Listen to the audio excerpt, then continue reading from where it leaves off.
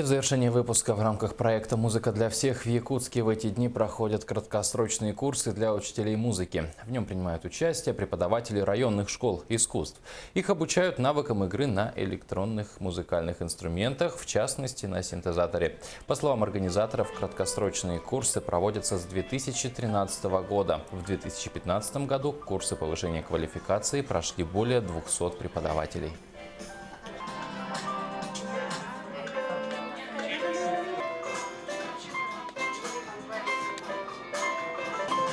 Для того, чтобы хотя бы детский ансамбль создать, нужно, чтобы в каждом классе было несколько синтезаторов, а цены растут ежегодно, конечно. Но в этом плане нам помогает еще фирма Casio. Они специально по просьбе Красильникова они создали линейку бюджетных синтезаторов, довольно-таки профессиональных. Их закупило Министерство образования. И по пилотным школам, я знаю, их раздают бесплатно.